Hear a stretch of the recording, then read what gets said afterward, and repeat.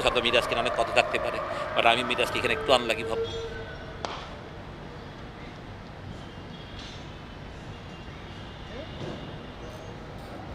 Boundary হাঁকিয়ে মোহামেডানের innings শেষ করেছেন মেহেদী হাসান মিরাজ। আবু হায়দার রনির সাথে অপরাজিত থেকে মিরাজ যখন প্যাভিলিয়নে ফিরছিলেন, মিরাজের নামের পাশে 53 রান। মোহামেডানের হয়ে মাত্র 29 বলের ক্যামিওতে Miraj 50 হাঁকিয়েছেন।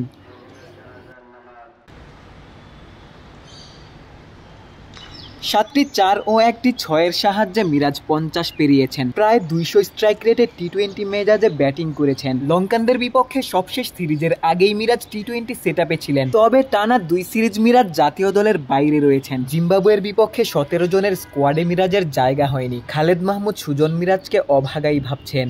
We have a very good batting unit, আর বোলিংয়ে তো আমাদের সেরা 3 ফাস্ট বোলার তো টিমের সাথে আছে, along with Shakib and Saifuddin, Sheikh মেহেদি।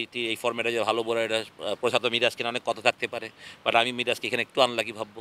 যার মাথার উপর দিয়ে মিরাজ ছক্কা হাঁকালেন, মূলত সেই শেখ মেহেদির কাছেই মিরাজ জায়গা হারিয়েছেন। দুজনই অফ ব্রেক বোলিং করেন, ব্যাট হাতেও কার্যকর ভূমিকা পালন করেন। ডিপিএলে শেখ মেহেদির দলের বিপক্ষেই ব্যাট হাতে মিরাজ ভয়াবহ রূপ ধারণ করেন। মাত্র 29 বলে 53 রানের ইনিংসে নিজের ব্যাটিং সামর্থ্যের জানান দিলেন।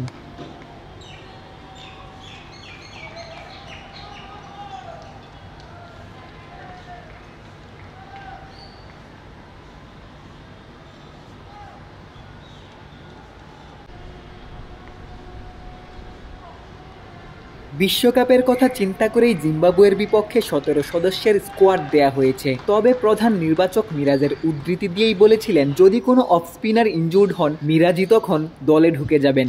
তবে মিরাজ হয়তো ব্যাকআপ নন, বাকি 2 ফরম্যাটের মতো টি-20তেও দলের অবিচ্ছেদ্য অংশ হতে চাইবেন।